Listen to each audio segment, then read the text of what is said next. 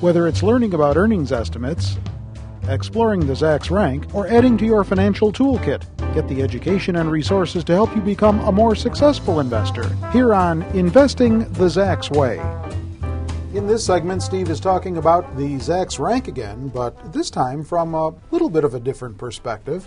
Now, not too long ago, you did a commentary about how the Zacks rank stock picking system was wrong 44% of the time. Yeah. And to my surprise, the boss kind of glazed over that. He kind of overlooked that. Now you want to talk about 5 limitations that the Zacks rank system carries with it. Are you trying to commit career suicide here? What's going on, man? No, it might seem like that. But no, this is just another case of where I'm trying to give a fair perspective of what the Zacks rank is about. A person has to know how it works and sometimes how it doesn't work to apply it successfully. So here again, we keep talking about the 30% annualized return. The better folks understand how to employ the system, with its shining moments and some of its warts too, the better they are going to be able to achieve that exceptional return. Well, I commend you for your gutsiness, let me tell you. So share with us then the 5 limitations of the Zacks rank. Yeah, we're going to start off with number 1, which is the performance is relative to the market. And this is one of the things I've talked to Len Zacks beforehand. So we say, a number 1 is a strong buy, and number 2 is a buy, and on down the list.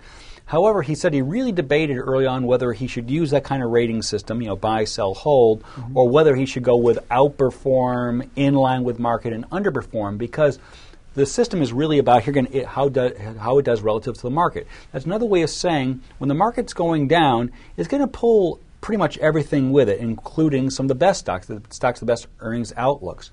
And so what I'm going to show here is a graph that I put together. We keep talking about since 1988, the performance of the Zacks rank is, the strong buy stocks is plus 30%.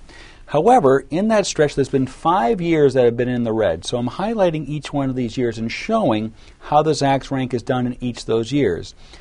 In 1990, as you can see, we were pulled down into the red as well.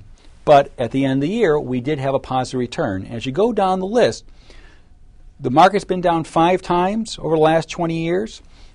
We've only been down 3 of those times, but here again, in each occurrence, you go to the right-hand margin, you'll see that we have had an advantage over the market each time.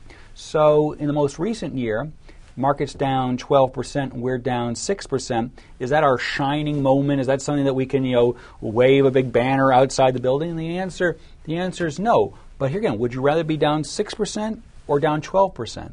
Or the one thing that's not on the slide is the Zacks number 5 rank stocks, the strong sells.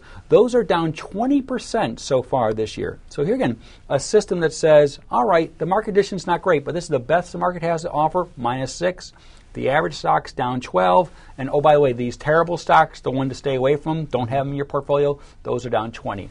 So even in the worst conditions, the Zacks rank is being helpful to individuals. Well, that does make sense. And all too often, even the good stocks get punished when the market, takes a tumble.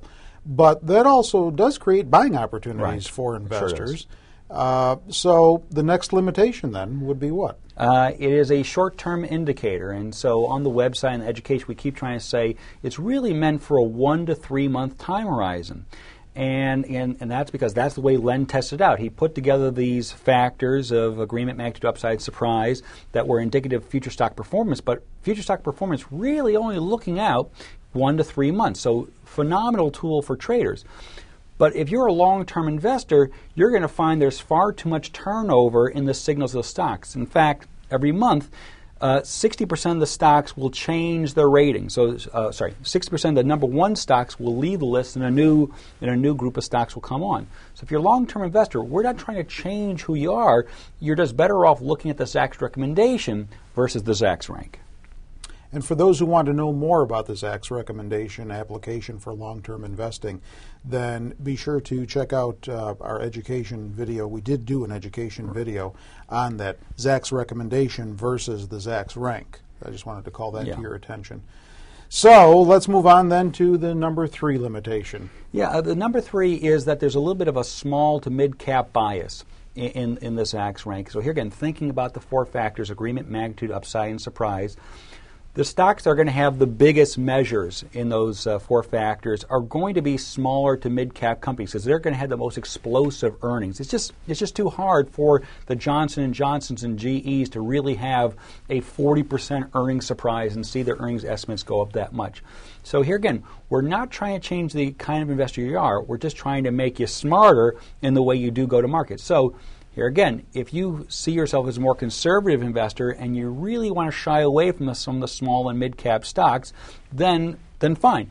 You're not going to find as many number one ranked stocks that are large caps, but if you expand your horizon to include Zacks number two ranked stocks, which are still in the top 20% of our indications, which still have a return which is twice the market, which is, I believe, 19%. Going back, all these years, then that's still a pretty good ground. So if you're going to be a more conservative investor and want large cap stocks, expand to a Zacks rank of 2. In your search, you're going to find plenty that meet what you're looking for. All right, halfway there. Okay. Number 4. Number 4 is that there's a little bit of an industry bias or an overweighting of certain industries at any one time. What I'm saying is that the factors that move the earnings for a company are quite often things that are happening inside their industry. The best example would be looking over the last 3 years as the price of oil has gone up dramatically, that all the oil producers have had phenomenal earnings estimate revisions and earnings increases. And quite a few have been in the Zacks number one ranked territory for a long, long time. So here again, one of the lessons that we all have to learn is let's keep our portfolio diversified. So overweighting in the energy field was not a bad idea, but do you want 50, 60, 70% of your money in that, right? And that's a lesson that we learned like with a technology bust. It's great while it's going up, but we always have to remember that someday that party will end. And if you take a look at those stocks, they have been down a fair amount of late. So you want to keep good diversification rules in place, even if there's so many attractive ones in that industry. There's X number one ranked. I remember a few months back you talked about how most investors, or many investors, don't diversify well enough, and that a lot of investors only know 1 to 2 stocks, and they have a tendency to get married to them. It makes it clear the importance of diversification as to not have too many eggs, if not all of them, in the same basket. Absolutely. So, with that having been said, limitation number 5. Yeah, limitation number 5 is that the system is blind to everything but the 4 factors: agreement, magnitude, upside, and surprise. And here again, we have a whole series of videos to explain each one of those individually. But there are 4 measures of earnings estimates and earnings surprises that Zacks prove to be indicative of future stock price performance. And so for the guy who says, well, I'm a value investor, where's PE or PEG or book value? They're not part of this equation. Or the person who says, I'm more of a momentum player or a chartist, where are those indicators in here? And the answer is they're not. The Zacks rank is only focused on these 4 factors that Len found to be successful. And if you want to be a value investor, you can do that with the Zacks rank. So you take the 220 stocks that are Zacks number 1 ranked and screen within that group to find those that have the value attributes you're looking for. And I can say the same for if you're a growth investor, if you're a chartist or a momentum player.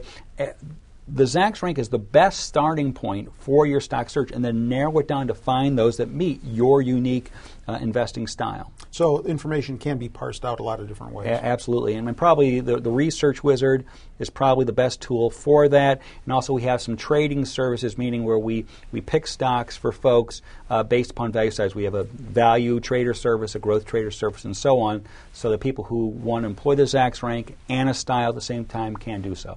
All right. So despite these limitations, remind us again, if you would, why people should be using the Zacks rank to pick better stocks. So here again, even with all these flaws, okay, and here again, anyone who tries to tell you that they have a system that's absolutely perfect and it's foolproof and things of that nature, they're just not telling the truth. And so I like sharing this information because it makes it honest, it makes it applicable for the person because they know what to avoid when they're using the Zacks rank. But the reason why we use the Zacks rank, and here we're coming back to our favorite topic, which is about performance.